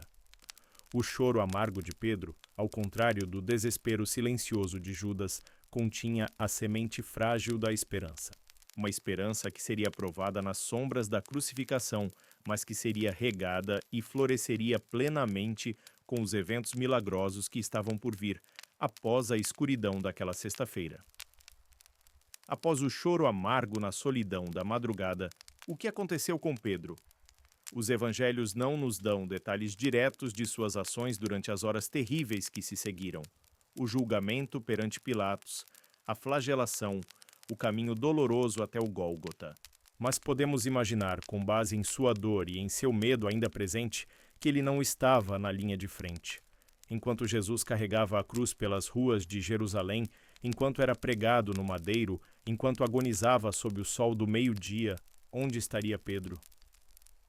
Talvez escondido em algum canto da cidade, recebendo notícias fragmentadas e terríveis, ou talvez impelido por uma mistura de amor e culpa que o impedia de se afastar completamente, ele estivesse lá, no Calvário, mas à distância. Bem à distância, oculto na multidão de curiosos e lamentadores, ou talvez observando de alguma elevação próxima, com o coração pesado como a própria cruz. Imagine-se no lugar dele, vendo de longe aquela cena brutal. 3 cruzes erguidas contra o céu. No centro, aquele a quem ele negara. Cada som que chegava até ele, os escárnios da multidão, as palavras de Jesus na cruz, o choro das mulheres fiéis que permaneceram perto, devia ser como um golpe físico, e sobre tudo isso pairava a sombra escura de sua própria negação. A dor de ver seu mestre sofrendo e morrendo era imensa por si só, mas para Pedro essa dor era multiplicada pela culpa lancinante. Eu o abandonei. Sua consciência deve ter gritado. Eu jurei que não o conhecia, enquanto ele caminhava para isto por mim, por nós. A sensação de ter falhado no momento mais crítico, de ter escolhido a autopreservação em vez da lealdade, deve ter sido um tormento incessante. Ele vê a escuridão cobrir a terra ao meio-dia, ouve o brado final de Jesus. Pai, nas tuas mãos entrego o meu espírito. Sente o chão tremer. Vê o véu do templo se rasgar, segundo os relatos que chegariam depois. Tudo parece confirmar a magnitude cósmica do evento e a pequenez de sua própria falha diante dele. Naquele momento, sob a sombra da cruz, a esperança deve ter parecido uma palavra vazia para Pedro. O mestre estava morto. Aquele que ele acreditava ser o Messias, o rei, fora derrotado da forma mais humilhante e cruel. E ele, Pedro, um de seus pilares, havia desmoronado antes mesmo da batalha final. Que futuro poderia haver? Que restauração seria possível depois de uma queda tão profunda e de uma perda tão definitiva? Reflita sobre o peso das nossas falhas quando confrontadas com o sacrifício de outros, especialmente o sacrifício supremo de Cristo. A história de Pedro nos lembra como nossos erros podem amplificar nossa dor em tempos de perda e sofrimento. A culpa não resolvida pode nos impedir de receber consolo ou de ver qualquer luz no fim do túnel. A escuridão que cobriu o Gólgota naquela sexta-feira à tarde parecia ter envolvido também a alma de Pedro. A morte de Jesus parecia selar não apenas o fim de seu ministério terreno, mas também o fim da jornada de Pedro como discípulo. O fracasso parecia completo, a perda irreparável. Mas a história da redenção, como sabemos, não terminaria naquela colina sombria, naquela sexta-feira de dor. A noite mais longa de Pedro ainda guardava uma reviravolta inesperada, uma aurora que ele não podia sequer imaginar, em meio às lágrimas e à culpa. A sexta-feira da crucificação foi um dia de horror e desolação. O sábado que se seguiu foi provavelmente um dia de silêncio pesado, de luto confuso e medo persistente para os discípulos escondidos. A dor da perda misturava-se à incerteza sobre o próprio futuro. Para Pedro, esse luto era agravado pela culpa incessante de sua negação. A escuridão parecia completa. Mas então veio a manhã do terceiro dia, o primeiro dia da semana. Uma manhã que começou como qualquer outra, mas que mudaria o curso da história para sempre. Imagine a cena. Ainda estava escuro quando algumas das mulheres fiéis, incluindo Maria Madalena, foram ao sepulcro onde Jesus havia sido colocado às pressas na sexta-feira. Elas iam para completar os rituais fúnebres, ungir o corpo com especiarias, um último ato de amor e devoção. Mas ao chegarem, encontraram algo inesperado e chocante. A pedra pesada que selava a entrada do túmulo havia sido removida. O que aconteceu a seguir varia ligeiramente nos detalhes entre os evangelhos, mas a essência é a mesma. O túmulo estava vazio. Anjos apareceram vestidos de branco resplandecente, trazendo uma mensagem que era ao mesmo tempo aterradora e gloriosa. Por que buscais entre os mortos aquele que vive? Ele não está aqui, mas ressuscitou. Lembrai-vos de como ele vos falou, estando ainda na Galileia. As mulheres, uma mistura de medo e alegria estonteante, correram para contar aos discípulos. Imagine a reação deles ao ouvir essa notícia inacreditável. Ceticismo, confusão, uma faísca de esperança desesperada. Para Pedro, essa notícia deve ter sido particularmente impactante. Ressuscitou? Poderia ser verdade? Aquele que ele negara, aquele que ele vira morrer, ou soubera de sua morte, estava vivo novamente? A culpa e a vergonha ainda o prendiam, mas talvez uma pequena fresta de luz tenha penetrado em sua escuridão. O Evangelho de Lucas e o de João nos contam que Pedro, ao ouvir o relato das mulheres, especialmente de Maria Madalena, segundo João, não ficou parado. Impulsionado por uma urgência que superou momentaneamente seu estado de espírito sombrio, ele se levantou e correu em direção ao sepulcro. João, o discípulo amado, correu com ele. Visualize essa corrida. 2 homens correndo pelas ruas ainda silenciosas de Jerusalém ao amanhecer. João, sendo mais jovem, chega primeiro, inclina-se e vê os lençóis de linho que envolveram o corpo de Jesus ali no chão, mas não entra.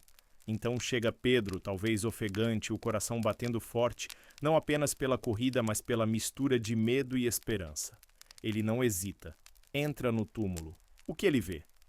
Os lençóis de linho ali, vazios, e o lenço que estivera sobre a cabeça de Jesus, não jogado com os lençóis, mas dobrado cuidadosamente e colocado à parte. Não eram sinais de um corpo roubado às pressas, eram sinais de uma partida ordenada, inexplicável. João entra depois e, ao ver, crê. Mas e Pedro? Lucas nos diz que Pedro retirou-se admirado consigo mesmo sobre o que acontecera. Admiração, espanto. Talvez ainda não uma fé plena e jubilosa, mas o início de algo novo. A semente da esperança plantada pela notícia das mulheres começa a germinar diante da evidência do túmulo vazio. Reflita sobre esse momento para Pedro. O túmulo estava vazio. A morte não tivera a última palavra.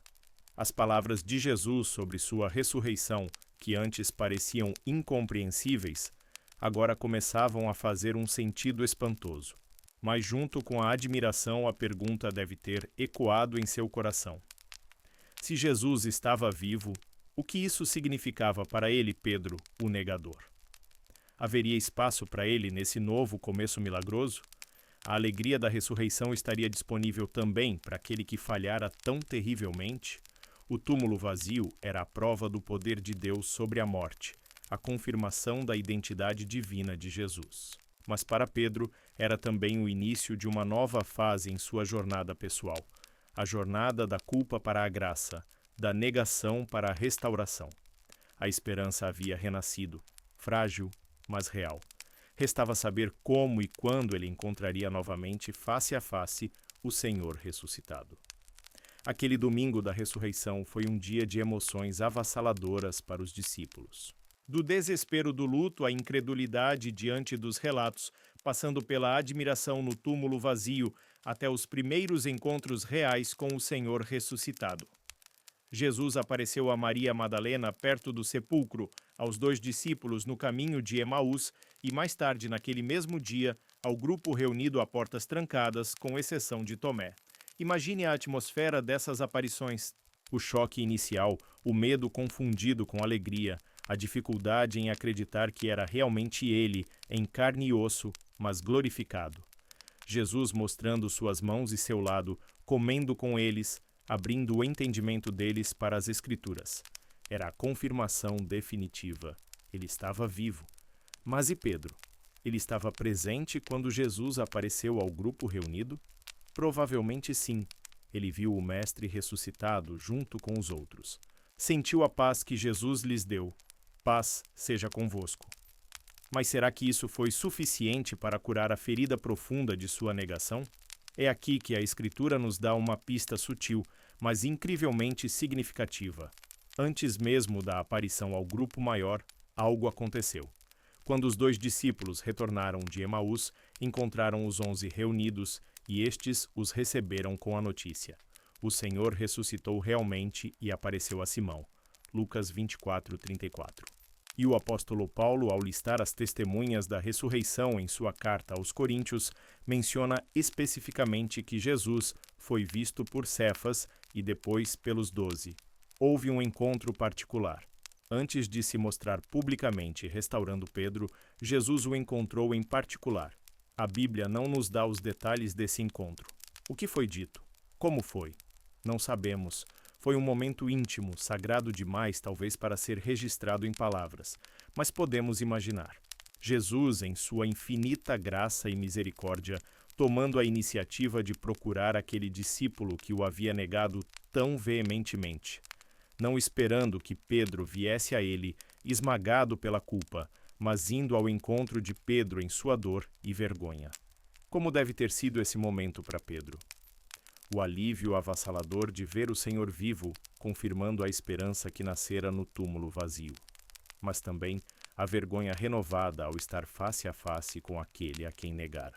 Talvez lágrimas novamente, mas desta vez não apenas de amargura, mas de gratidão e quebrantamento. Talvez palavras de confissão tropeçadas, um pedido de perdão silencioso no olhar. E a resposta de Jesus? Podemos inferir pela restauração posterior que foi uma resposta de graça. Um olhar que não condenava, mas acolhia, talvez palavras de conforto, de reafirmação do amor, de aceitação apesar da falha. Foi o início da cura. Aquele encontro privado foi o bálsamo aplicado diretamente na ferida mais profunda de Pedro. Reflita sobre a beleza dessa iniciativa divina. Jesus não esperou que Pedro se recompusesse, que provasse seu valor novamente. Ele foi ao encontro do discípulo caído no meio de sua fraqueza e vergonha. É um retrato poderoso da graça que não depende de nossos méritos, mas flui do coração amoroso de Deus. Aquele encontro particular foi essencial. Foi a garantia pessoal para Pedro de que, apesar de tudo, ele ainda era amado, ainda era aceito. Foi o fundamento sobre o qual a restauração pública poderia ser construída. A cura havia começado no secreto, no encontro íntimo entre o Salvador ressuscitado e o discípulo arrependido. Mas a demonstração completa dessa cura, a reafirmação do chamado de Pedro, aconteceria em um cenário familiar, à beira do mar, onde tudo havia começado. Após os eventos tumultuados e milagrosos em Jerusalém, os discípulos, seguindo as instruções de Jesus, retornam à sua terra natal, a Galileia. Voltam para as paisagens familiares, para as margens do lago ou mar, onde muitos deles foram chamados pela primeira vez. Talvez buscassem um retorno à normalidade, um tempo para processar tudo o que havia acontecido. Ou talvez estivessem simplesmente esperando, sem saber exatamente o que. Uma noite, Pedro, talvez inquieto, talvez sentindo a necessidade de voltar ao que conhecia, ao seu antigo ofício, declara aos outros: "Vou pescar." E vários dos outros discípulos, Tomé, Natanael, os filhos de Zebedeu, Tiago e João, e mais 2, decidem ir com ele. Eles entram no barco, lançam as redes nas águas escuras do mar da Galileia, como haviam feito tantas vezes antes. Mas aquela noite foi diferente. Eles trabalharam arduamente, lançando e recolhendo as redes, varrendo as profundezas familiares, mas sem sucesso. Naquela noite, nada apanharam, registra João. Uma noite inteira de esforço infrutífero. Talvez um eco da esterilidade espiritual que sentiam, da incerteza sobre o futuro. Então, ao romper da manhã, quando a primeira luz pálida começa a pintar o céu e a dissipar a névoa sobre a água, eles avistam uma figura na praia. Não o reconhecem de imediato à distância. A figura lhes grita: "Filhos, tendes alguma coisa de comer?" Eles respondem, talvez com a frustração de uma noite perdida: "Não." A figura então lhes dá uma instrução simples, mas específica: "Lançai a rede à direita do barco e achareis." Eles obedecem. Talvez por desespero, talvez por uma centelha de reconhecimento na autoridade da voz. E o resultado é imediato e espantoso. A rede se enche de tantos peixes grandes que eles mal conseguem puxá-la para dentro do barco. Nesse momento, João, o discípulo amado, aquele que muitas vezes percebia as coisas primeiro no nível do coração, reconhece a figura na praia. Ele se vira para Pedro e diz com uma certeza súbita: "É o Senhor." Ao ouvir isso, Pedro, sempre impulsivo, não espera o barco chegar à margem. Ele estava parcialmente despido para o trabalho da pesca, mas veste sua túnica exterior, cinge-se e lança-se ao mar, nadando ou vadeando apressadamente os cerca de 100 metros que o separavam da praia, ansioso por chegar até Jesus. Os outros vêm no barco, arrastando a rede pesada. Ao chegarem à praia, encontram uma cena acolhedora e surpreendente. Jesus já havia preparado uma fogueira. Não uma fogueira no pátio hostil de um sumo sacerdote, mas uma fogueira na praia familiar da Galileia. E sobre as brasas, peixe estava assando, e havia pão também. Sinta a atmosfera desse momento. O cheiro do peixe na brasa misturando-se à maresia. O som suave das ondas quebrando na areia. O calor gentil do fogo e da presença do Mestre. Que contraste com a outra fogueira na memória recente de Pedro. Aquela fora uma fogueira de medo, de tensão, de negação. Esta era uma fogueira de acolhimento, de provisão, de comunhão. Uma fogueira de redenção.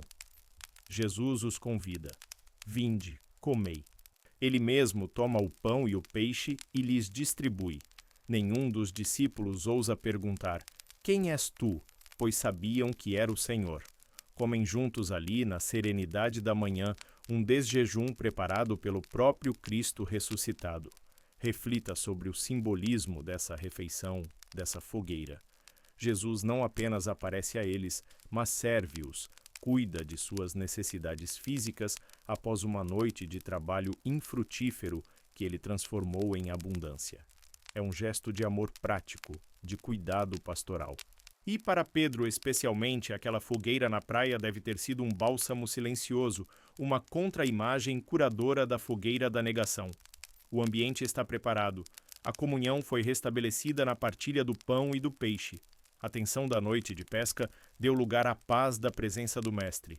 E é nesse cenário de calma, de familiaridade e de graça providente que Jesus se volta especificamente para Pedro.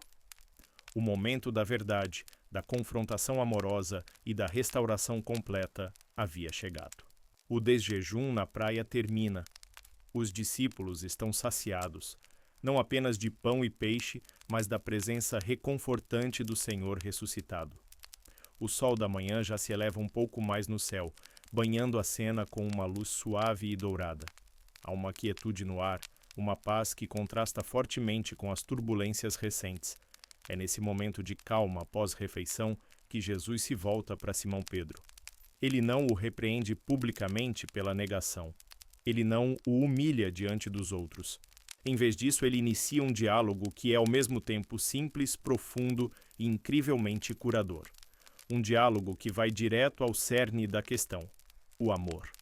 Jesus pergunta: Simão, filho de João, tu me amas, agapas, mais do que estes? Pare um instante para absorver a profundidade dessa pergunta.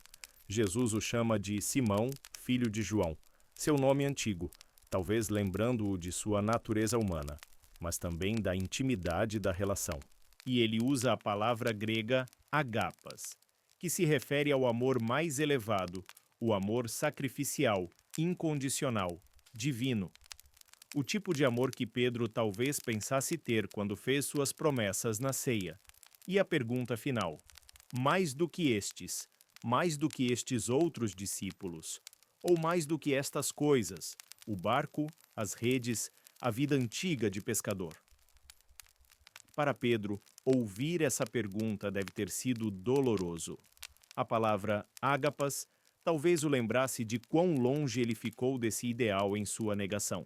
E a comparação, mais do que estes, talvez o lembrasse de sua jactância anterior. Ainda que todos te abandonem, eu nunca. Sua resposta agora é diferente. Não há mais a autoconfiança de antes. A humildade, talvez uma tristeza suave. Ele responde: Sim, Senhor, tu sabes que te amo. Filéu. Note a mudança na palavra usada para amor. Pedro responde com filéu, que se refere a um amor mais humano, um amor de amizade profunda, afeição sincera. É como se ele dissesse: Senhor, eu não posso mais afirmar ter aquele amor perfeito e sacrificial que falhei em demonstrar, mas tu conheces meu coração, tu sabes que, no nível da minha afeição humana, da minha amizade sincera, eu realmente te amo. Jesus aceita essa resposta e lhe dá uma comissão: apacenta os meus cordeiros. Então Jesus pergunta pela segunda vez: Simão, filho de João, tu me amas, agapas? Novamente Jesus usa agapas. Ele está gentilmente desafiando Pedro a confrontar o nível mais profundo de amor e compromisso. E Pedro, talvez com a dor da lembrança da segunda negação, responde da mesma forma humilde: Sim, Senhor, tu sabes que te amo, filéu. E Jesus novamente lhe confia uma tarefa: pastoreia as minhas ovelhas. Então vem a terceira pergunta. E desta vez, Jesus muda a palavra. Ele desce ao nível de Pedro. Simão, filho de João, tu me amas, filéis? Jesus agora usa filéu, a mesma palavra que Pedro usara. É como se ele perguntasse: Pedro, nesse nível de amor que você afirma ter, nessa amizade sincera, você realmente me ama? O Evangelho nos diz que Pedro entristeceu-se por lhe ter dito pela terceira vez: Tu me amas, filéis? Por que a tristeza? Porque a terceira pergunta ecoava dolorosamente as três negações. Cada pergunta era uma oportunidade de reafirmar o amor, mas também uma lembrança da falha. E talvez a mudança de Jesus para filéu o tenha feito sentir que até mesmo sua afirmação de amor fraternal estava sendo questionada. Sua resposta final é um apelo à onisciência de Jesus, uma entrega total de seu coração, com toda a sua complexidade e falibilidade. Senhor, tu sabes todas as coisas, tu sabes que eu te amo, filéu. É a confissão definitiva de um coração quebrantado, mas sincero. Eu não posso mais confiar em minhas próprias declarações, Senhor. Minhas ações provaram que sou fraco, mas tu, que sondas os corações, tu sabes a verdade. Tu sabes que, apesar de tudo, meu amor por ti é real. Reflita sobre a beleza e a sabedoria desse diálogo.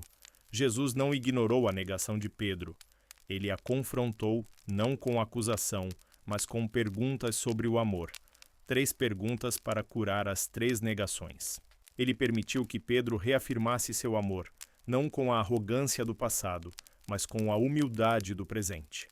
Ele encontrou Pedro onde ele estava, usando a própria linguagem de Pedro na pergunta final. Foi um processo de restauração profundo, camada por camada, limpando a ferida da negação e reafirmando o vínculo fundamental do amor. E a cada afirmação de amor, por mais humilde que fosse, Jesus respondia não com dúvida, mas com confiança, entregando a Pedro a mais sagrada das missões. O diálogo intenso e curador à beira do Mar da Galileia chega ao seu clímax. 3 vezes Pedro negou. 3 vezes Jesus perguntou sobre o amor. 3 vezes Pedro afirmou sua afeição humilde e sincera, apelando ao conhecimento profundo do Senhor. E qual foi a resposta de Jesus a cada uma dessas afirmações de amor? Não foi uma simples aceitação, nem uma palavra de absolvição formal. Foi algo muito mais poderoso e significativo. Foi uma comissão, uma missão renovada, um chamado para o serviço. Após a primeira resposta de Pedro, sim, Senhor, tu sabes que te amo, Jesus diz, apacenta os meus cordeiros. Os cordeiros, os mais jovens, os mais vulneráveis, os novos na fé. Um chamado à ternura, ao cuidado inicial. Após a segunda resposta, sim, Senhor, tu sabes que te amo, Jesus ordena, pastorei as minhas ovelhas. Pastorear, um termo mais amplo que inclui guiar, proteger, nutrir, liderar todo o rebanho. Um chamado à responsabilidade, à liderança madura. E após a terceira e mais dolorosa resposta, Senhor, tu sabes todas as coisas, tu sabes que eu te amo. Jesus reitera, apacenta as minhas ovelhas. A mesma comissão, reforçando a confiança e o propósito. Que demonstração extraordinária de graça e restauração. O perdão de Jesus não foi apenas apagar a lousa da negação de Pedro. Foi muito além. Foi restaurar completamente a confiança nele. Foi pegar aquele discípulo que havia falhado tão publicamente e reafirmar seu chamado, sua vocação, seu lugar no plano divino. Jesus não disse, Pedro, por causa da sua negação, você ficará em segundo plano agora. Ele não disse, vou te perdoar, mas não posso mais confiar em você para liderar. Pelo contrário. A resposta de Jesus à confissão de amor de Pedro foi entregar-lhe a responsabilidade mais preciosa, cuidar do seu rebanho, das pessoas pelas quais ele daria a vida. É como se Jesus dissesse, Pedro, sua falha não o desqualifica. Seu arrependimento e seu amor sincero, mesmo que imperfeito, são suficientes. Eu ainda confio em você. Eu ainda tenho um propósito para você. Levante-se e cuide daqueles que são meus. Reflita sobre o poder transformador desse tipo de perdão. Um perdão que não apenas remove a culpa, mas restaura o valor, a dignidade e o propósito. Deus não descarta aqueles que falham, mesmo que gravemente. Quando há arrependimento genuíno, ele não apenas perdoa, mas ele restaura e usa essas mesmas pessoas, muitas vezes de maneiras ainda mais profundas, porque agora elas conhecem a graça em primeira mão e operam não mais na autoconfiança, mas na dependência dele. Pense na transformação de Pedro, aquele pescador impulsivo que confiava em sua própria força e falhou espetacularmente, agora é chamado a ser um pastor. Um pastor que conhece a própria fraqueza, que experimentou o perdão e que, por isso mesmo, talvez seja mais capaz de cuidar das ovelhas feridas, perdidas e assustadas, com compaixão e humildade. A noite escura da negação, com seu medo e vergonha, deu lugar à aurora luminosa da restauração na praia da Galileia. Aquele encontro com Jesus ressuscitado não apenas curou a ferida de Pedro, mas o reequipou, o reorientou para um futuro de liderança poderosa na igreja primitiva. O homem que negara conhecer Jesus se tornaria a rocha sobre a qual a igreja seria edificada, o pregador ousado no dia de Pentecostes, o pastor fiel que fortaleceria seus irmãos, exatamente como Jesus havia previsto naquela noite sombria no cenáculo. A jornada de Pedro é uma prova viva de que nossas maiores falhas não precisam ser o fim da história. podem ser, pela graça de Deus, o início de um novo capítulo de humildade, serviço e poder transformador. Assim, a jornada de Pedro naquela noite escura e nos dias que se seguiram nos deixa um legado rico em lições, não apenas sobre a fragilidade humana, mas, acima de tudo, sobre a natureza insondável da misericórdia e da graça divinas. O que aprendemos ao caminhar com Pedro desde a promessa fervorosa na ceia até a restauração na praia da Galileia. Aprendemos primeiramente sobre a realidade da nossa própria fraqueza. Pedro, um dos mais próximos de Jesus, cheio de amor sincero e boas intenções, caiu. Isso nos ensina humildade. Não podemos confiar em nossa própria força, em nossa própria resolução. Precisamos reconhecer nossa dependência constante de Deus para permanecermos firmes. Aprendemos sobre o poder paralisante do medo. O medo levou Pedro a agir contra tudo o que ele valorizava. É um lembrete para vigiarmos nossos próprios corações, para identificarmos os medos que podem estar nos impedindo de viver plenamente nossa fé e nosso chamado, e para buscarmos em Deus a coragem que nos falta. Aprendemos aqui diferença crucial entre remorso e arrependimento. Judas sentiu remorso e desesperou. Pedro sentiu arrependimento e, mesmo em meio à dor, encontrou um caminho de volta. O verdadeiro arrependimento não nos leva à autodestruição, mas à busca por reconciliação e a abertura para a graça transformadora. Mas a lição mais luminosa, a que brilha sobre todas as outras, é sobre a extraordinária misericórdia de Deus. Jesus sabia que Pedro iria negar. Ele o alertou. Ele orou por ele antes mesmo da queda. E após a falha, ele não o rejeitou. Pelo contrário, ele o procurou. Ele o encontrou em particular. Ele o restaurou publicamente.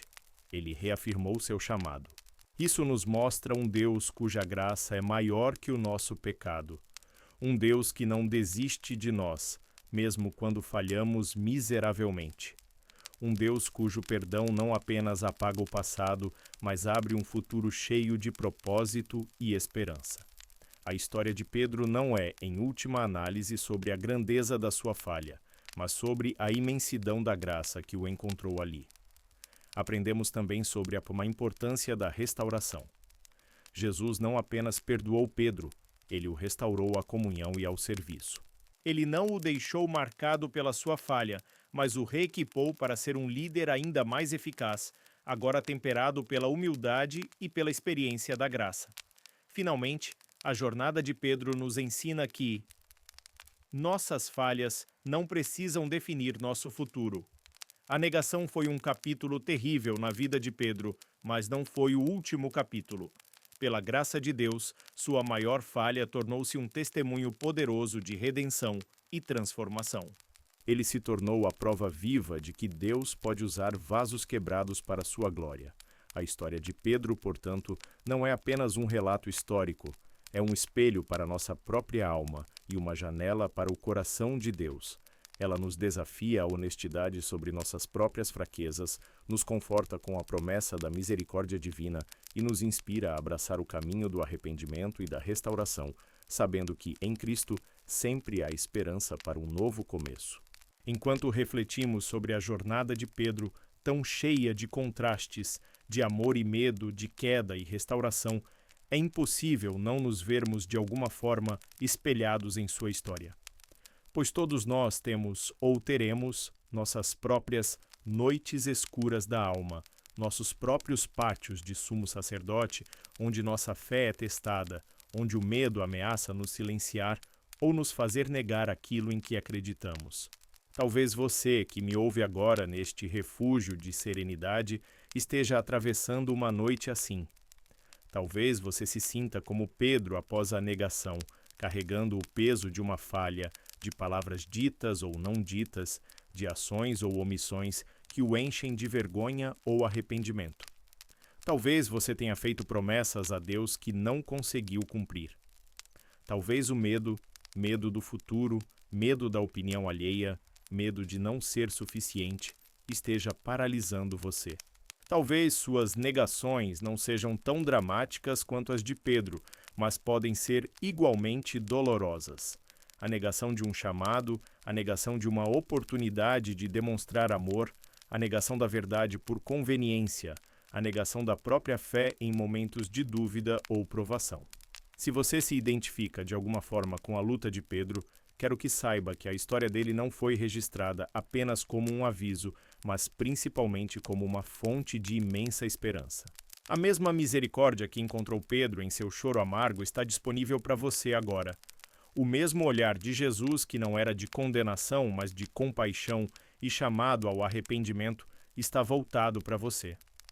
A sua falha, por maior que pareça, não precisa ser o fim da sua história com Deus. O arrependimento sincero, a tristeza por ter se afastado dele, abre a porta para a mesma graça restauradora que levantou Pedro e o transformou. Não permita que a culpa ou a vergonha o mantenham paralisado na escuridão, como Pedro esteve por um tempo. Lembre-se da iniciativa de Jesus em buscar o discípulo caído. Ele também busca você. Ele o convida a sair do esconderijo da culpa e a vir para a luz de sua presença, para o calor da sua fogueira de redenção. Busque a restauração. Confesse suas falhas, não com desespero, mas com a esperança humilde de Pedro. Abra seu coração para o perdão que ele oferece gratuitamente. E permita que ele faça o que fez com Pedro, transformar suas falhas em testemunho, sua fraqueza em força, sua negação em uma plataforma para proclamar ainda mais ousadamente o amor e a graça daquele que nos restaura. Que a jornada de Pedro, com suas sombras e sua luz redentora, inspire sua própria caminhada nesta noite. Que ela traga paz ao seu coração, a certeza de que não está sozinho em suas lutas e a esperança renovada de que em Cristo sempre há um caminho de volta, sempre há um novo amanhecer após a noite mais escura.